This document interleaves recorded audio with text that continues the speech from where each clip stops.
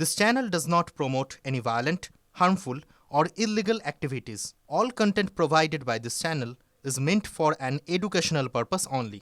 বাহ, এবার হয়েছে স্বাদ। হ্যাঁ, অপূর্ব স্বাদ। এমডিএচ এর চাঙ্কি চাট মশলা, জীবনে আসল স্বাদ জাগলো। আসল মশলা yes MDH। মহালয়াতেই প্রাণের উৎসবে মেতেছে বাঙালি। একের পর এক পুজো উদ্বোধন করছেন মুখ্যমন্ত্রী মমতা বন্দ্যোপাধ্যায়। আম জনতা ফাঁকায় ফাঁকায় ঠাকুর দেখাও শুরু করে দিয়েছেন। এই মুহূর্তে সরাসরি ছবি দেখাচ্ছি চেতলা অগ্রণী পুজো মণ্ডপের, সেখানে বক্তব্য পেশ করছেন মুখ্যমন্ত্রী। আগে বাসন্তী পুজো হতো, তখন দুর্গা পুজো বলা হতো, কিন্তু আস্তে আস্তে এই দুর্গা পুজোটাই বাংলায় উৎসব। বাসন্তী পুজোও আমরা করি, এই উৎসবটা আমাদের জাতীয় উৎসব হিসেবে দাঁড়ালো। এবং দুর্গা পুজোয় সারা বিশ্বজুড়ে হয়, এমনই একটা উৎসব। আর আমাদের বাংলার দুর্গা পুজো তো ইউনেস্কো হেরিটেজও পেয়েছে, সেই জন্য আমরা একটা দুর্গা অঙ্গনও তৈরি করছি এবং জগন্নাথ ধামের মতোই করব, অত বড় করে। হয়তো একটু সময় লাগবে তৈরি করতে। মোটামুটি ডিপিআর মানে আমি কি বলবো, আর্কিটেকচারের যে কাজটা, সেটা আমি দেখে দিয়েছি, জমিও পাওয়া গেছে। এখন ওই টেন্ডার প্রসেস যেগুলো আছে সেগুলো করবে। একটা ট্রাস্টও তৈরি হয়েছে। কাজেই আমরা চাই নতুন নতুন ইনফ্রাস্ট্রাকচার বাংলায় তৈরি হোক, আর যে যাই বলুক ভাষণ দিয়ে আত্মকেন্দ্রিক। It's a crystal clear. Manufacturing ইন্ডাস্ট্রিতে কাউকে জ্ঞান দিতে হবে না, আমরা নাম্বার 1। স্মল স্কেল ইন্ডাস্ট্রিতে উই আর নাম্বার 1। 100 দিনের কাজে আমরা নাম্বার 1 ছিলাম বলেই আমাদের টাকা দেয় না 4 বছর ধরে। বাংলার বাড়ি দেয় না 4 বছর ধরে, আমরা 1 নম্বরে ছিলাম। গ্রামীণ রাস্তাও আমরা 1 নম্বরে ছিলাম, দেয় না। পিএইচির কাজে জল দেওয়া বন্ধ, ওটা তো আমাদেরই 90% করতে হয়, বাদবাকিটাও দেয় না। সর্বশিক্ষা অভিযানের টাকাও বন্ধ। আর এই যে দেখছেন ইন্স্যুরেন্স নিয়ে যারা কৃতিত্ব নিচ্ছে, কৃতিত্বটা কিন্তু ওদের নয়, কৃতিত্বটা রাজ্যের। ইন্স্যুরেন্স, তাতে জিএসটি নেওয়া যাবে না। ভারতবর্ষে প্রথম চিঠিটা লিখেছিলাম আমি, এবং আমাদের অর্থমন্ত্রী এটা জিএসটি কাউন্সিলে ফাইট করেছিলেন। সেদিন ওরা আমাদের কথা শোনেনি। এবং এখন যখন হলো, আপনারা কি জানেন সেন্ট্রাল গভর্নমেন্টের কোনো কন্ট্রিবিউশন নেই এতে? 1 পয়সা দেয়নি আমাদের রাজ্যের কন্ট্রিবিউশন। কারণ এইটা করতে গিয়ে আমাদের 20,000 কোটি টাকা জিএসটিতে রেভিনিউ লস হলো। সব স্টেটেরই হয়েছে। তারা তো ঘূর্ণপথে পেয়ে যাবে, আমরা তো পাবো না। আমরা তো 1,92,000 কোটি টাকা পাই এখনও, সে টাকাই তো দেয়নি। আর তার মধ্যে পরিযায়ী শ্রমিক দেখলেই বাংলায় কথা বললেই হলো, হোটেলে ঢুকতে দেবে না, কাজ করতে দেবে না, অত্যাচার করবে। কেন? আমি তো হিন্দি ভাষী দেখলে অত্যাচার করি না, আমাদের এখানে কেউ করে না, কেন করবে? আমরা রবীন্দ্রনাথ ঠাকুরের থিম বিশ্বাস করি, পাঞ্জাব ও সিন্ধু গুজরাট ও মারাঠা দ্রাবিড় উৎকল বঙ্গ। তাহলে অনলি আমার ভাষা নিয়ে যদি তুমি অত্যাচার করো, মাতৃভাষা তো মায়ের ঠিকানা। মায়ের কোল থেকে জন্ম নিয়ে শিশুরা যে ভাষায় কথা বলে সেটা তার মাতৃভাষা। মাতৃভাষা আমি নিজেরটাও সম্মান করব, অন্যদেরটাও সম্মান করব। কিন্তু তাই বলে এ নয় তোমার বেলায় আপন আর আমার বেলায় অত্যাচার সমর্পণ। কেউ কিন্তু নিজের অস্তিত্ব ভুলে থাকতে পারে না।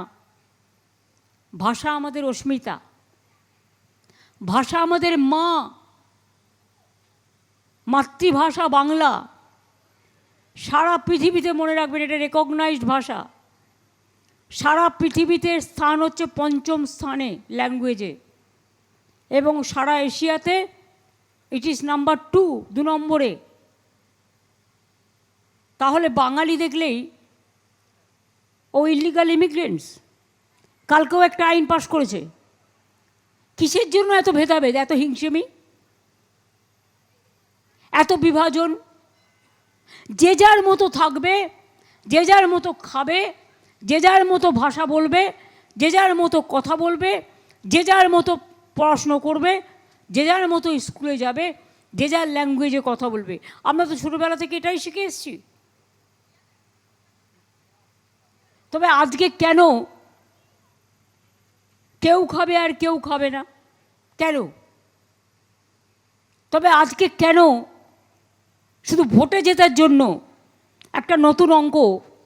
আপনারা অনেকেই জানেন না, পুজোর মধ্যে টেবিল টপ করে বিজেপির এজেন্সিকে দিয়ে নাম তোলাচ্ছে। খেয়াল রাখবেন, অরিজিনাল ভোটারের নাম বাদ চলে যাবে। আমি এখানে ভোটার লিস্ট যেটা বেরিয়েছিল দেখেছি, একজন বাঙালির সাথে 4টে গুজরাটির নাম, 10টা হরিয়ানার নাম। এটা কেন হবে? আমার এখানে সবভাষী লোকের, মারোয়াড়িদারও যারা এখানে থাকে তারা এখানকার নাগরিক, গুজরাটি যারা থাকে এখানকার নাগরিক, বিহারি যারা থাকে এখানকার নাগরিক, ইউপির যারা থাকে তারা এখানকার নাগরিক। তো কি বাঙালিদের বাদ দিয়ে? তো মজার কথা দেখছি আমি। এটা কি মজা হচ্ছে নাকি? যে বাংলা দেখলেই আগুনে ছটপট।